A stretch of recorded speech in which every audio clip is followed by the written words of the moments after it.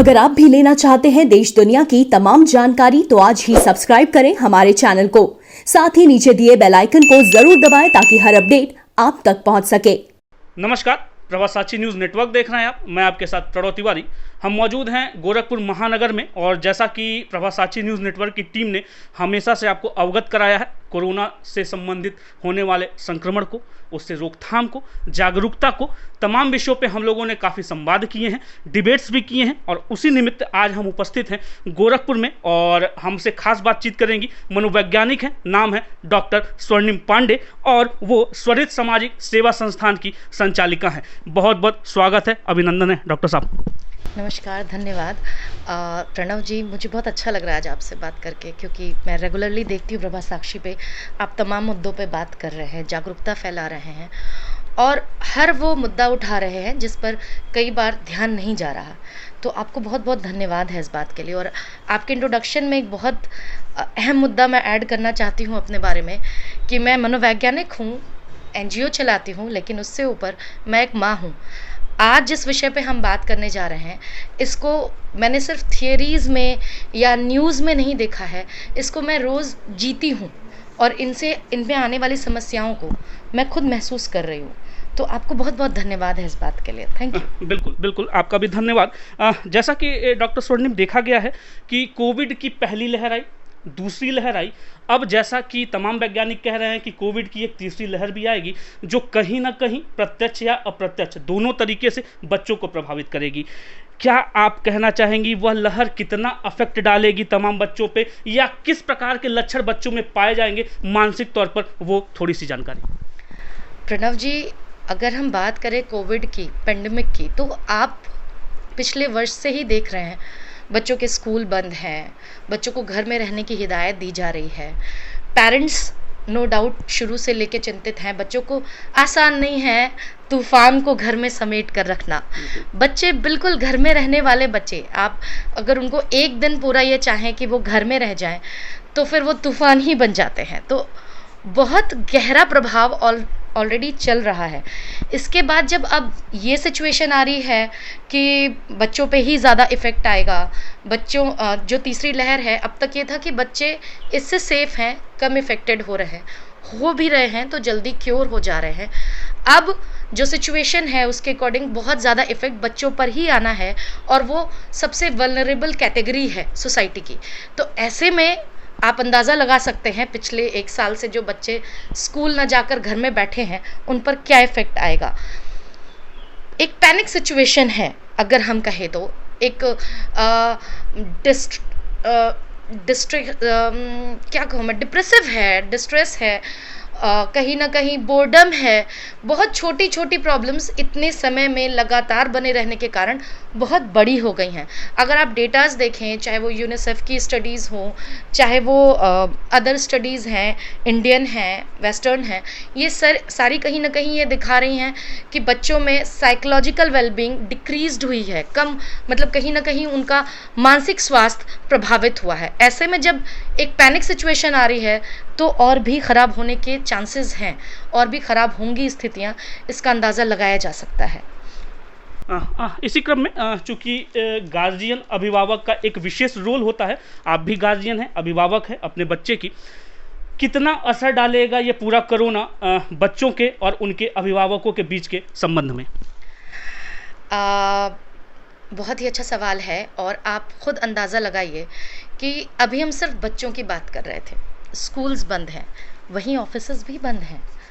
वो अभिभावक जो सुबह स्कूल जाने से पहले और ऑफिस आने के बाद अपने बच्चों के साथ रहते थे, उन अभिभावकों को कहीं ना कहीं जॉबलेसनेस, मतलब उनकी आय का स्रोत कहीं ना कहीं, बहुत सारी ऐसी फैमिलीज़ हैं जो इफ़ेक्टेड हुई हैं, आय का स्रोत रुका हुआ है, वो नो डाउट एक मानसिक तनाव दे रहा है।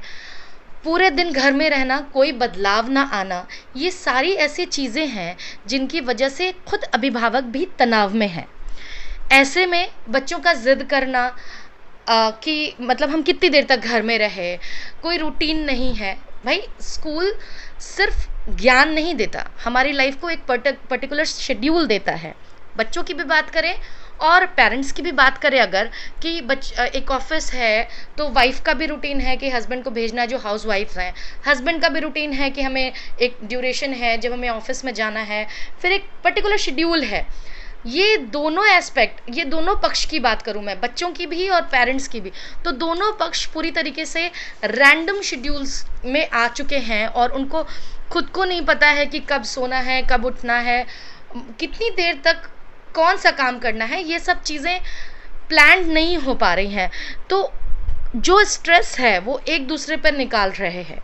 काफ़ी ज़्यादा इस समय इस तरीके के केसेस आ रहे हैं जब डोमेस्टिक वायलेंस बढ़ा हुआ है, स्पेशली चाइल्ड अब्यूज़ बढ़ा हुआ है, क्योंकि बच्चे हैं, उनको आदत है डिमांडिंग होने की, अपने पेरेंट्स से बोलने की, वो शुरू से यही करते आए हैं।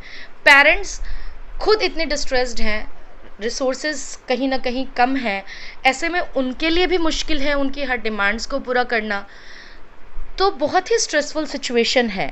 और अब जब बार बार बच्चों को टारगेट करके न्यूज़ आ रही है, बार बार अलर्ट्स आ रहे हैं, तो पेरेंट्स बहुत ज़्यादा पैनिक हो चुके हैं। मतलब थोड़ा जो ढील थी अभी कुछ बीच में, कुछ ड्यूरेशन था हमारे पास जब काफ़ी नॉर्मलाइज्ड हो गया था लाइफस्टाइल सबका, अब उसके बाद जब प्रॉब्लम्स आई हैं, लॉकडाउन हुआ है, और उसके बाद अब ये सिचुएशन है कि नहीं बच्चे अफेक्टेड होने वाले हैं, तो बहुत ही पैनिक सिचुएशन है। और मैं कह सकती हूँ कि हर फैमिली इफ़ेक्टेड है, कोई ज़्यादा कोई कम, और नेगेटिवली इफ़ेक्टेड है। और बीइंग साइकोलॉजिस्ट मुझे लगता है कि सिर्फ साइकोलॉजिस्ट के कुछ कहने या करने से नहीं होगा, हम फैमिलीज़ को इन्वॉल्व होना पड़ेगा इन चीज़ों में, ताकि हम उनको हेल्प कर सके, बच्चों को, और ख़ुद को भी हेल्प कर सके, क्योंकि बच्चे हेल्प्ड होंगे तो हमारी लाइफ बट ऑब्वियस है कि काफ़ी इम्प्रूव हो जाएगी हमारी क्वालिटी ऑफ लाइफ और wellbeing of the children and the family. बिल्कुल। और एक प्रश्न था कि अभिभावक जो हैं कहीं ना कहीं वो पैनिक होंगे ही, क्योंकि बच्चे हैं और बच्चों से उनका जुड़ाव और जो लगाव है वो अलग ही होता है। लेकिन जो आपदा है वो सारे वर्ग विशेष के लिए, इस आपदा को साइकोलॉजिकल टर्म में कैसे अवसर में बदला जाए, वो हमारे तमाम दर्शकों के लिए। ये एक्चुअली मैं भी, ये शायद हम सब अपने प्राइम मिनिस्टर से इफेक्टेड हैं, हम सब ये चाहते हैं कि ये आपदा कैसे हमारे लिए पॉजिटिवली सामने आए, और बिल्कुल सही शब्द इस्तेमाल किया आपने कि आपदा को अवसर में कैसे बदलें। मैंने अभी एड्रेस किया था कि ऑफिसेज बंद हैं, स्कूल बंद है, ये सिर्फ आपदा नहीं है, ये अवसर भी है। ये अवसर है अपने बच्चों को जानने का, ये अवसर है अपनी लाइफ को टाइम देने का, अपने आप को टाइम देने का। आप देखिए ना, रोज़ की भाग, अभी इससे पहले जो हम इंटरव्यूज़ करते थे, जो डिस्कशंस करते थे, वो यही कर रहे थे। लाइफ में इतनी भाग दौड़ है, इतना रैपिड लाइफस्टाइल है हमारी, कि हमारे पास टाइम नहीं है अपने लिए, अपने बच्चों के लिए। और अब जब ये टाइम हमें मिला है तो हम पेंडेमिक के डर को अपने ऊपर इतना हावी कर चुके हैं कि हम इस टाइम को पॉजिटिवली यूटिलाइज नहीं कर पा रहे हैं। इतना टाइम है हमारे पास सोचने के लिए कि सबसे पहले हमको थोड़ी देर का पॉज लेना है, थोड़ी देर का ठहराव लेना है, और बस एक प्लानिंग करनी है। वो सारी चीज़ें जो हम नहीं कर पाए, जिनका हमको अफसोस था कि हम अपने बच्चे को टाइम नहीं दे पाए, वो कैसे खेलता है, उसकी क्या डिमांड्स हैं, उसकी क्या नीड्स हैं, इन सब को जानने का एक अवसर है। अब बात ये है कि हम शुरू से तो कभी उतना टाइम दे नहीं पाए, तो अब कैसे करें। पहले हमारे पास टाइम नहीं था और अब हमारे पास प्लान नहीं है। हाँ बिल्कुल। किस प्लान की आप बात कर रही हैं, मैं चाहता हूँ आप तमाम दर्शकों को उस प्लान के बारे में बताएं जो आप कहना चाहती हैं।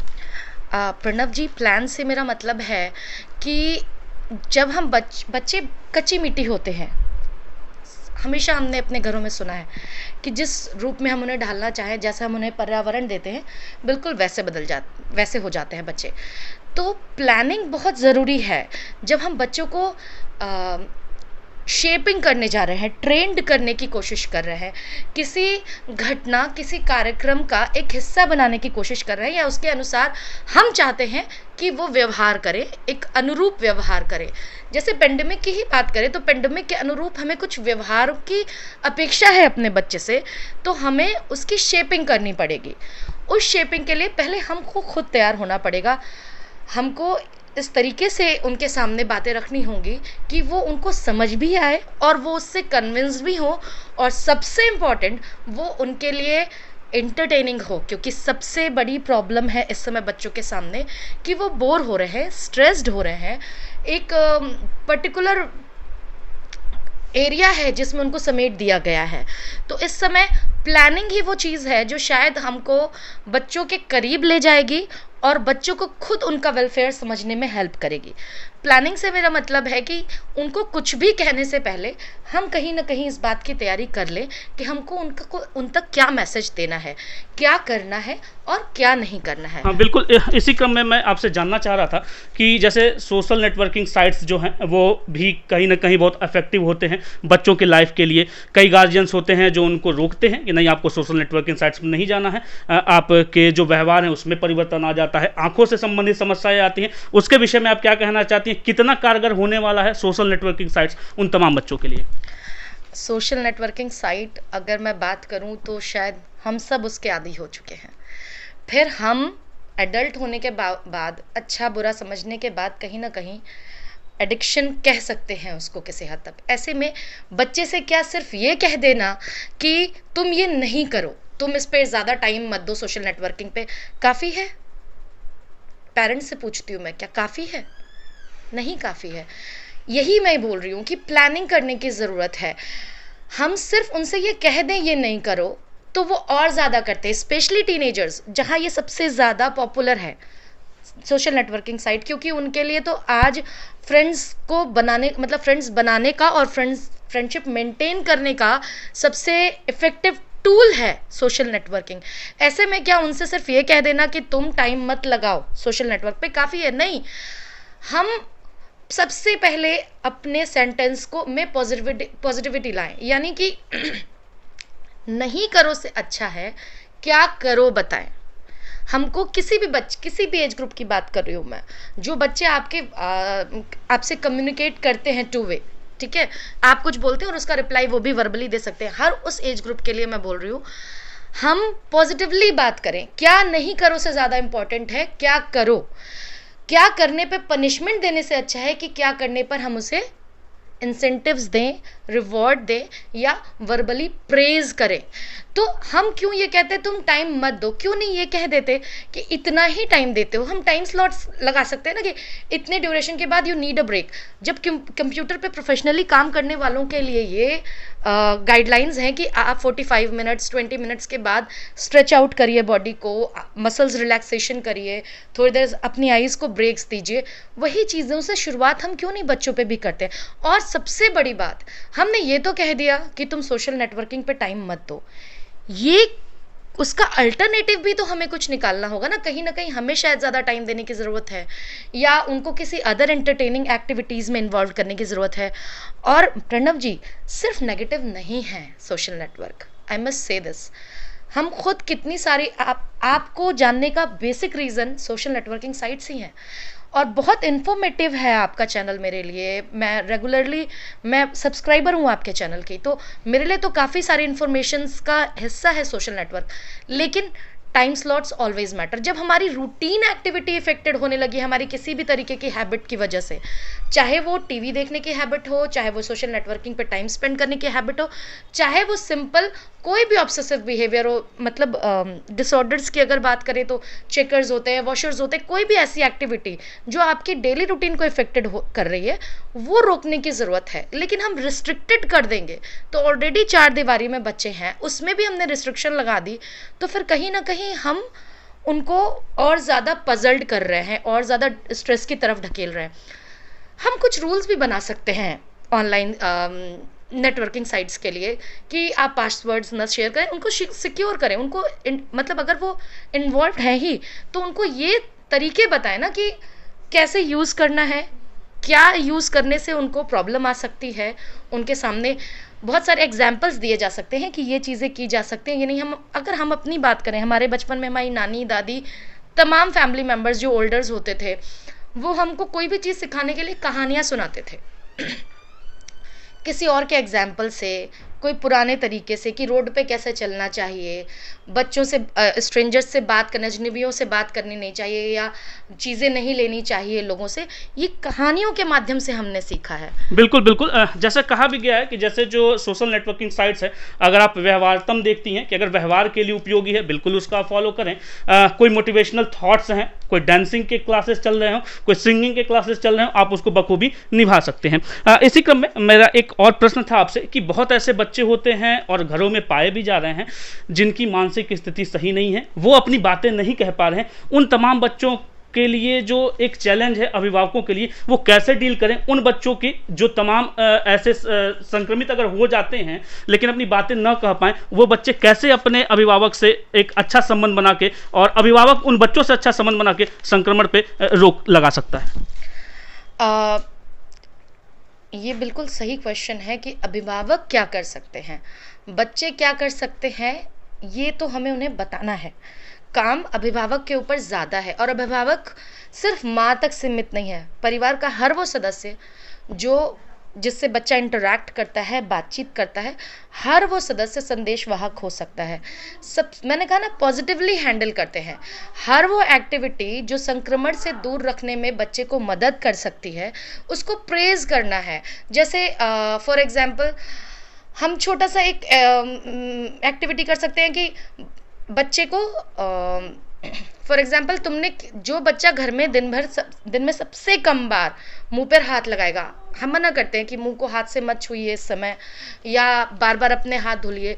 जो बच्चा जितनी बार ज़्यादा करेगा उसको रिवॉर्ड्स देंगे, चॉकलेट्स दे सकते हैं, क्लैप कर सकते हैं, तमाम तरीके की चीज़ें। ज़रूरी नहीं है हम हमेशा फाइनेंशियली उसको प्रेज़ करें, समटाइम्स वर्बली प्रेज़ कर सकते हैं। तो हर वो एक्टिविटी जो संक्रमण से दूर रखने के लिए ज़रूरी है, उन एक्टिविटीज़ को हम प्रेज़ करें, उनको बार बार रिपीटेडली करने के लिए उसको मोटिवेट करें। खुद वो अपने आप को मॉडल बना सकते हैं कि जितनी बार नहीं मुझे हाथ धुलना है, बेटा देखो हमने हाथ धुला, तुमको भी धुलना है। तो दिस इज़ द वे जब हम खुद मॉडल बन सकते हैं या उनकी हर एक्टिविटी को प्रेज़ करके उनको फॉलो करा सकते हैं। पिक्चर जैसे फॉर एग्ज़ाम्पल ये हैंड वॉशिंग के और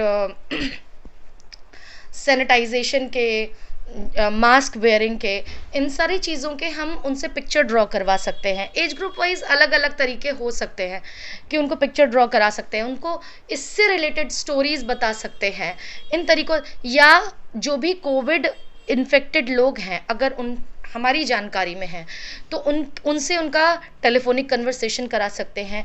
वो एक अच्छा तरीका हो सकता है उनको संक्रमण से दूर रखने का। बिल्कुल।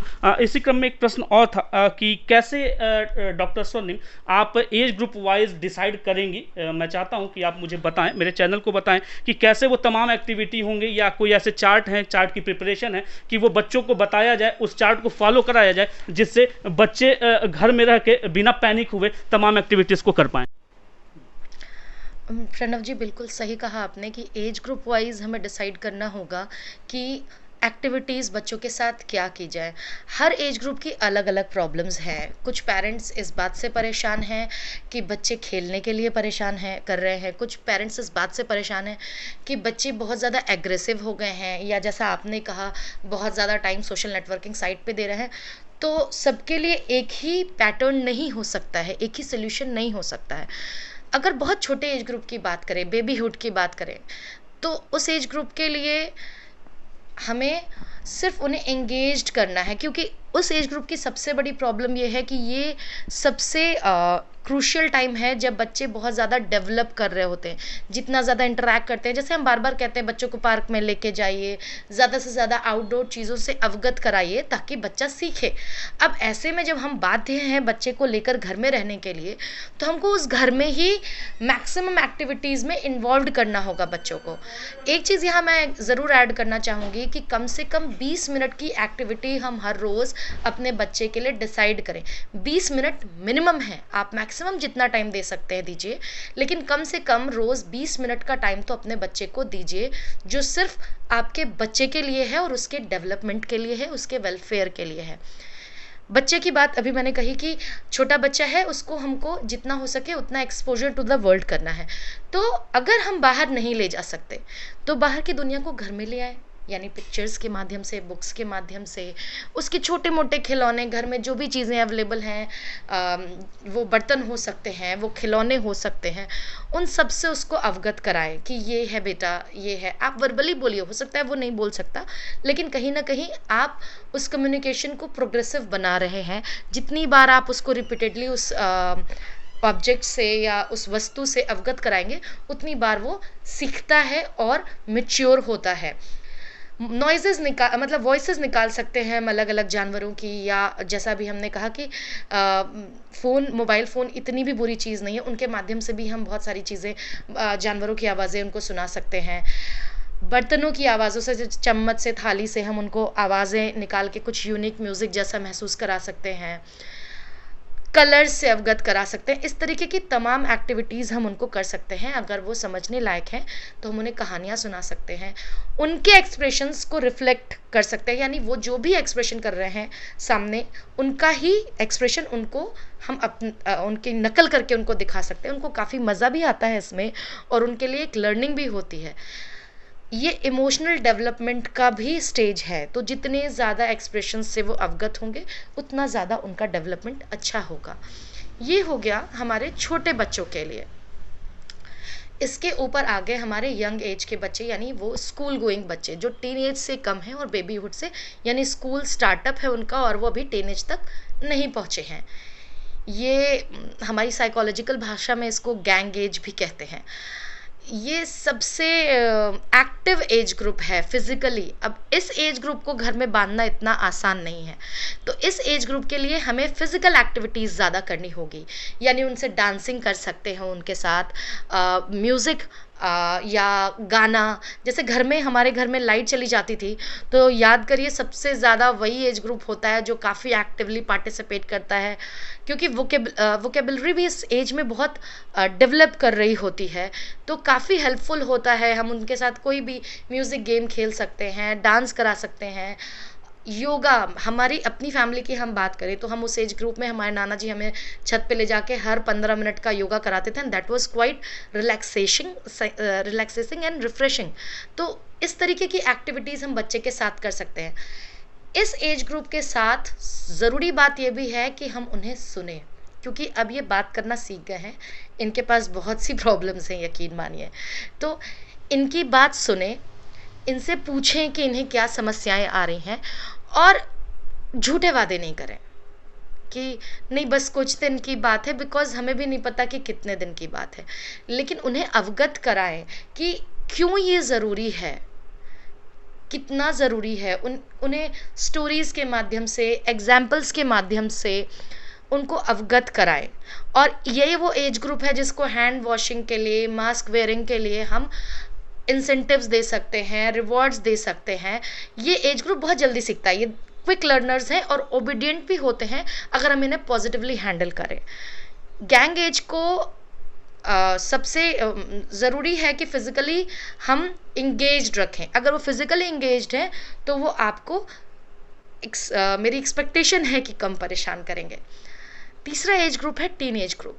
टीन एज ग्रुप सबसे कॉम्प्लिकेटेड एज ग्रुप है, क्योंकि बहुत सारे डेवलपमेंट से वो खुद जूझ रहे होते हैं, और अब सिचुएशन ये है कि वो ज़्यादा अपने ही फ्रेंड्स ग्रुप में ज़्यादा मिलजुल नहीं पा रहे हैं, तो वो अपनी प्रॉब्लम भी शेयर नहीं कर पाते। ये एज ग्रुप अपने पेरेंट्स को अवॉइड करता है और अपने फ्रेंड्स ग्रुप को ज़्यादा शेयर करता है।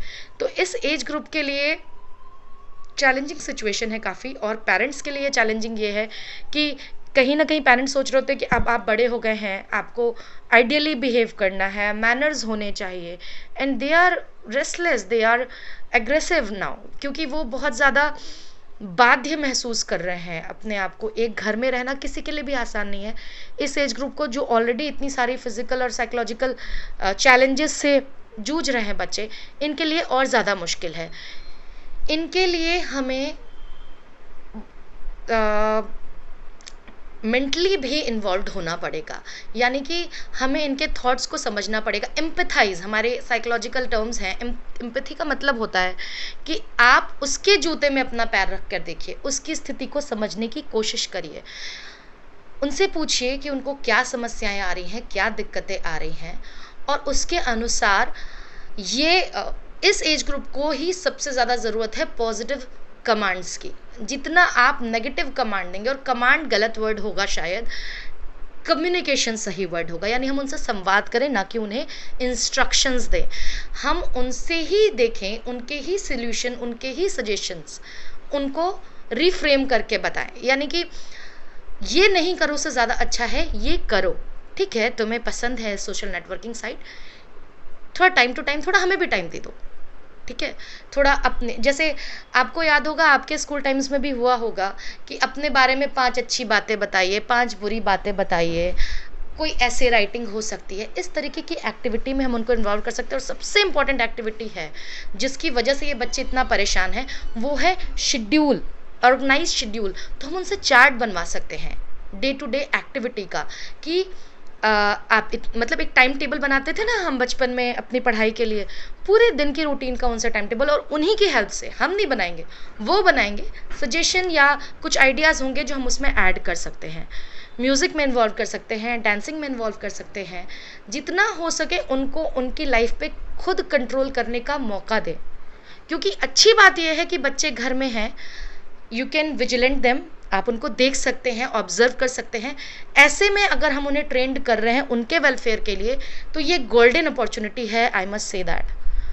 तो ये तरीके हो सकते हैं। बिल्कुल, दैनिक दिनचर्या का जो एक शेड्यूल होना चाहिए वो बना, ताकि, और अभिभावकों को चाहिए कि उस पर एक मॉनिटरिंग करें। ये बहुत इंपॉर्टेंट आपने चीज़ मुझे हम लोगों को बताई है।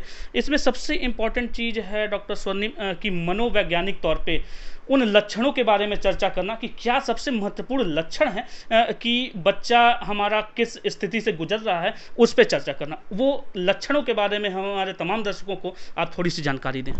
जी बिल्कुल प्रणव जी, ये बहुत इम्पोर्टेंट है कि हम ये समझें कि कहीं हमारा बच्चा परेशानियों से तो नहीं जूझ रहा, मानसिक रूप से परेशान तो नहीं है।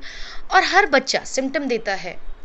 जैसे हम भी स्ट्रेस्ड होते हैं तो स्वेटिंग होती है, बॉडी शिवर करने लगती है, मोमेंट्स की बात कर रही हूँ मैं। लॉन्ग टर्म क्रॉनिक प्रॉब्लम्स होगी, स्ट्रेस होगा, तो कहीं ना कहीं कॉन्स्टिपेशन या इस तरह के फिजिकल सिम्टम्स आते हैं। ठीक है, कुछ सिम्टम्स हम फील करते हैं, हम केवल जानते हैं, और कुछ सिम्टम्स सामने वाले को भी दिखते हैं। बच्चे ज़्यादा एक्सप्रेसिव होते हैं देखा जाए तो, क्योंकि दे कैन नॉट कंट्रोल, तो उनके एक्सप्रेशंस के थ्रू तो हम पहचान ही सकते हैं। कुछ बेसिक लक्षण है बच्चों में, जो सबसे पहले नाइटमेयर्स, रात में उठ जाना डर के, या स्वेटिंग होना उनको, ठीक से खाना ना खाना, बहुत ज़्यादा एग्रेसिव हो जाना, साइलेंट हो जाना, बहुत शांत हो जाते हैं बच्चे कभी कभी। वो हर एक्टिविटी जो उनके नॉर्मल रूटीन से अलग है और लगातार है, थोड़ी देर के लिए हम सब शांत होना चाहते हैं, लेकिन वो उनकी दिनचर्या का हिस्सा बनता जा रहा है। उनका एग्रेशन उनकी दिनचर्या का हिस्सा बन रहा है, उनका शांत रहना ज़रूरत से ज़्यादा उनकी दिनचर्या का हिस्सा बन जा रहा है। या वो घर वालों से बातचीत नहीं कर रहे हैं, विड्रॉल जिसे हम कहते हैं, कि कोई भी बात है उनको अपना बात रखना था, लेकिन उन्हें लगता है कोई नहीं समझेगा, तो वो वेट कर जाते हैं, बात ही नहीं करना चाहते हैं। ये सारे लक्षण ऐसे हैं जिनको, या एक बहुत इंपॉर्टेंट लक्षण है जो आपने कई बार देखा होगा, हमने भी बचपन में किया है, जब हमें स्कूल नहीं जाना होता था तो पेट दर्द करता था या सर दर्द करता था। अगर बिना किसी फिजिकल रीज़न के बच्चा बार बार कंप्लेन किसी पेन के लिए कर रहा है, तो ये एक अलार्मिंग सिचुएशन है, कहीं ना कहीं स्ट्रेस को फेस कर रहा है बच्चा, और हमें उसको फैमिली या साइकोलॉजिकल प्रोफेशनल हेल्प की ज़रूरत है। बच्चे से बात करिए और उसके अनुसार डिसाइड करिए कि बच्चे को किस तरीके की ज़रूरत है। मैं इसमें ज़रूर ऐड करना चाहूँगी कि कभी कभी ऐसा होता है कि बच्चे को सिर्फ बात करके, शायद अभिभावकों द्वारा या परिवारजनों द्वारा बात करके मदद पूरी तरीके से नहीं मिल पाती। अगर ऐसी स्थिति आपको लगती है कि बच्चे को मनोवैज्ञानिक प्रोफेशनल हेल्प की ज़रूरत है, तो मैं 2 नंबर्स आपसे शेयर करना चाहूँगी। जो एक नंबर तो आप सबको बहुत ही कॉमनली पता होगा, चाइल्ड लाइन का 1098। अब अपने शहर का जो भी कोड है, जैसे गोरखपुर का 0551 है, 0551 1098, आप डायल करके बच्चे को काउंसलर्स हेल्प दिला सकते हैं। इसके अलावा निम्हांस की एक टोल फ्री नंबर है 08046110000 and 7। I repeat it, 08046110007। ये 2 टोल फ्री नंबर्स हैं, फ्री ऑफ कॉस्ट हैं, इसमें कोई भी चार्जेस नहीं लगने हैं। अगर बच्चे को लगता है कि बच्चे को साइकोलॉजिकल हेल्प की ज़रूरत है तो प्लीज़ इन नंबर से प्रोफेशनल काउंसलिंग हेल्प आप ले सकते हैं। बिल्कुल, आपने बहुत अच्छे तरीके से चीज़ों को समझाया है। हमारे कार्यक्रम के अंतिम में तमाम उन अभिभावकों को, तमाम उन बच्चों को, हर वर्ग के बच्चों को आपका एक संदेश जिससे वो मानसिक संतुलन को स्थिर रखें और अगर संक्रमण के बारे में चर्चा हो रही है तो उस पर वो संतुलित रहें और संयमित रहें। आपका एक संदेश हमारे माध्यम से। सबसे महत्वपूर्ण संदेश तो यही है कि आपदा को अवसर में बदलें। पैनिक होने की ज़रूरत नहीं है। आप में से कोई भी अकेला नहीं है जब तक आप अपने परिवार के साथ हैं। आप अकेले नहीं हैं। अपने परिवार के समय को पूरी तरीके से एंजॉय करें और घबराएं नहीं।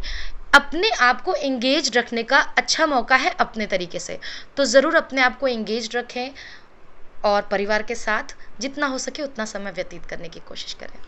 बिल्कुल, हमसे तमाम विषयों पे आपने बेबाकी से बात की है और आपने बहुत सारे चीज़ों को उठाया भी है। वो मानसिक दबाव की बात हो, चाहे किसी प्रकार की कोई समस्या की बात हो, अभिभावकों के तौर पे हो, चाहे बच्चों के तौर पे हो, आपने हर बातों को रखा है। हर एज ग्रुप को लिया है कि किस तरह की एक्टिविटी को किया जा सकता है या किस तरीके से चीज़ों को करके अपने दैनिक रूटीन में उसको इन्वॉल्व करके आप संक्रमण हो या ना हो, चर्चा ही क्यों ना हो, उस पर आप काबू पा सकें। आपका बहुत बहुत धन्यवाद और आपने बहुत अच्छे तरीके से चीज़ों को समझाया है।